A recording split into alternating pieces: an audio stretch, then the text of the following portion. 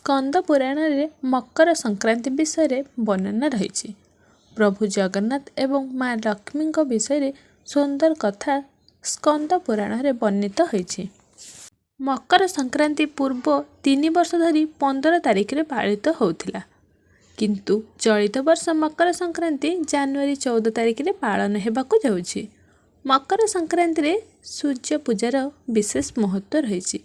ଏହି ମକର ସଂକ୍ରାନ୍ତିକୁ ଦକ୍ଷିଣ ଭାରତରେ ପୋଙ୍ଗଲ କହିଥାନ୍ତି ଏବଂ ଏହି ପର୍ବ ଭାରତର ପ୍ରାୟ ରାଜ୍ୟରେ ପାଳିତ ହୋଇଥାଏ ଏବଂ ଭାରତ ବାହାରେ ମଧ୍ୟ ଅନ୍ୟ ଦେଶରେ ମଧ୍ୟ ମକର ସଂକ୍ରାନ୍ତି ପାଳନ ହୋଇଥାଏ। ସ୍କନ୍ଦ ପୁରାଣ ଅନୁସାରେ ଧନୁ ସଂକ୍ରାନ୍ତି ଦିନ ମା ଲକ୍ଷ୍ମୀ ତାଙ୍କ ବାପ ଘରକୁ ବୁଲିବାକୁ ଯାଆନ୍ତି ଏବଂ ମକର ସଂକ୍ରାନ୍ତିର ପୂର୍ବ ଦିନ ବଡ଼ ଦେଉଳକୁ ଫେରନ୍ତି। ଯେମିତି ଝିଅ ବାପ ଘର ଗଲେ ବିଭିନ୍ନ ଫଳମୂଳ, ପନିପରିବା, ମିଠା ଇତ୍ୟାଦି ଭାରରେ ନେଇ ଆସେ, କାରଣ ଝିଅ ବାପ ଘର ଗଲେ ଖାଲି ହାତରେ ଫେରି ନଥାଏ। ଠିକ୍ ସେହିପରି ମା ଲକ୍ଷ୍ମୀ ବାପ ଘରୁ ଶ୍ରୀମନ୍ଦିରକୁ ଫେରିବା ସମୟରେ ଭାର ନେଇ ଆସିଥାନ୍ତି। ମା ଲକ୍ଷ୍ମୀ ଭାରରେ ଚାଉଳ, ଫଳ, ଅଦା, ଗୋଲମରିଚ ଇତ୍ୟାଦି ନେଇ ଶ୍ରୀମନ୍ଦିରକୁ ଆସନ୍ତି ବୋଲି ବିଶ୍ୱାସ ରହିଥାଏ। ଠିକ୍ ସେହିପରି ଝିଅ ଅନ୍ୟ ମାସରେ ବାପ ଘରକୁ ଯାଉ କି ନ ଯାଉ, କିନ୍ତୁ ପୁଷ ମାସରେ ବାପ ଘରକୁ ନିଶ୍ଚୟ ଯାଇଥାଏ। ସେଥିପାଇଁ ଏହି ପୌଷ ମାସରେ ସବୁ ବିବାହ କରିବା, କନ୍ୟା ଦେଖିବା କାର୍ଯ୍ୟ ବନ୍ଦ ଥାଏ, କାହିଁକି ନା ଏହି ମାସରେ ଝିଅ ବାପ ଘରକୁ ଯାଏ। ସେଥିପାଇଁ ଏହି ମାସରେ ବିବାହ କାର୍ଯ୍ୟ, ଝିଅ ଦେଖିବା କାର୍ଯ୍ୟ ସବୁ ବନ୍ଦ ରହିଥାଏ।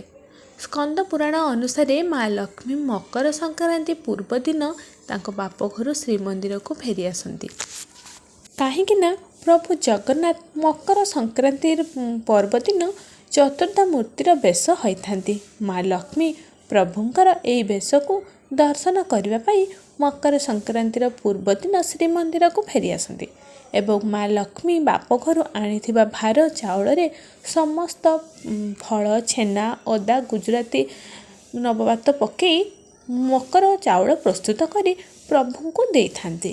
ମକର ଚାଉଳ ପ୍ରଭୁ ଜଗନ୍ନାଥଙ୍କର ଅଧିକ ପ୍ରିୟ ହୋଇଥାଏ ଏବଂ ଓଡ଼ିଶାରେ ଧୁମ୍‌ଧାମ୍‌ରେ ଗୋଟିଏ ଦିନ ମକର ସଂକ୍ରାନ୍ତି ପାଳନ ହୋଇଥାଏ, କିନ୍ତୁ ଦକ୍ଷିଣ ଭାରତରେ 3 ଦିନ ଧରି ଏହି ମକର ସଂକ୍ରାନ୍ତି ଅର୍ଥାତ୍ ପୋଙ୍ଗଲ ପାଳନ ହୋଇଥାଏ। ଏହି ମକର ସଂକ୍ରାନ୍ତି ଭାରତର କୋଣ ଅନୁକୋଣରେ ମଧ୍ୟ ପାଳନ ହୋଇଥାଏ। ଓଡ଼ିଶାରେ କିନ୍ତୁ ଏହି ପର୍ବର ବିଶେଷ ମହତ୍ତ୍ୱ ରହିଛି। ମକର ସଂକ୍ରାନ୍ତିରେ ସୂର୍ଯ୍ୟଙ୍କର ଉତ୍ତରାୟଣ ଗତି ଆରମ୍ଭ ହୋଇଥାଏ।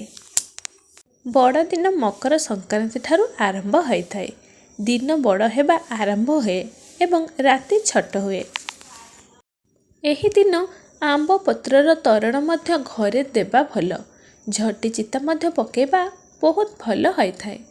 ମକର ଚାଉଳ ପ୍ରସ୍ତୁତ ପାଇଁ ମକର ଚାଉଳ, ଅଦା, କଦଳୀ, ଅଙ୍ଗୁର, ଡାଳିମ୍ବ, କମଳା ଏବଂ ବିଭିନ୍ନ ପ୍ରକାର ଫଳ, ଛେନା, ନବାତ, ଗୁଡ଼ କିମ୍ବା ଚିନି, କ୍ଷୀର, ଗୋଲମରିଚ ପାଉଡର ଇତ୍ୟାଦି ପକାଇ ମକର ଚାଉଳ କରାଯାଏ।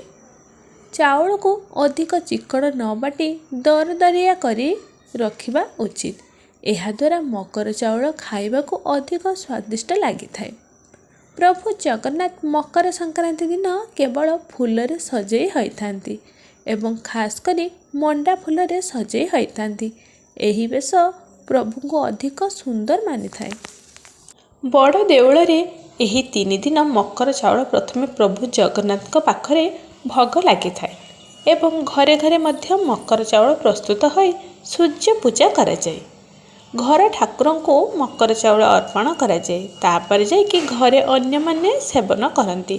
ମକର ସଂକ୍ରାନ୍ତି ଦିନ ପ୍ରଭୁ ଶିବ, ଶଙ୍କର, ମା ପାର୍ବତୀ ଏବଂ ଲକ୍ଷ୍ମୀ ନାରାୟଣଙ୍କର ଦର୍ଶନ କରିବା ମଧ୍ୟ ଅଧିକ ଶୁଭ ହୋଇଥାଏ।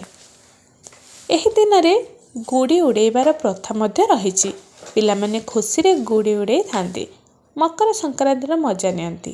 ଏହି ଦିନ ମକର ଚାଉଳ ଖାଇ ସମସ୍ତେ ସାଙ୍ଗ ହୋଇଥାନ୍ତି। ବିଶ୍ୱାସ ରହିଛି କି ଏହି ଦିନ ଯଦି ଆପଣ ଶତ୍ରୁକୁ ବି ମକର ଚାଉଳ ଦେବେ, ତାହେଲେ ଶତ୍ରୁ ମଧ୍ୟ ଆପଣଙ୍କର ମିତ୍ର ହୋଇଯାଏ। ଏହି ଦିନ ଯେହେତୁ ଏକ ଶୁଭ ଦିନ, ତେଣୁ ଗଙ୍ଗା ସ୍ନାନ କରିବା, ଦାନ କରିବା, ଜପ ତପ କରିବାର ଅଧିକ ମହତ୍ତ୍ୱ ମଧ୍ୟ ରହିଛି। ମକର ସଂକ୍ରାନ୍ତି ଠାରୁ ସୂର୍ଯ୍ୟ ଉତ୍ତରାୟଣ ଗତି କରନ୍ତି। ପ୍ରତି ସଂକ୍ରାନ୍ତିରେ ସୂର୍ଯ୍ୟ ଗୋଟିଏ ରାଶିରୁ ଆଉ ଗୋଟିଏ ରାଶିକୁ ପ୍ରବେଶ କରିଥାନ୍ତି। ମକର ସଂକ୍ରାନ୍ତିରେ ସୂର୍ଯ୍ୟ ଦେବତା ମକର ରାଶି ଅର୍ଥାତ୍ ମକର ମାସରେ ପ୍ରବେଶ କରନ୍ତି। ଏହି ଦିନ ସୂର୍ଯ୍ୟ ଦେବତାଙ୍କ ପୂଜା କରିବା, ତାଙ୍କର ମନ୍ତ୍ର ଜପ କରିବା ଦ୍ୱାରା ଘରର ମଙ୍ଗଳ ହୋଇଥାଏ। କମେଣ୍ଟରେ ଭକ୍ତି ସହକାରେ ଓମ୍ ଭାସ୍କରାୟ ନମଃ ନମଃ ଲେଖିଦିଅନ୍ତୁ। ସୂର୍ଯ୍ୟ ଦେବତାଙ୍କର ଆଶୀର୍ବାଦ ଆପଣଙ୍କ ଉପରେ ସବୁବେଳେ ରହିଥିବ। ରହୁଛି, ନମସ୍କାର।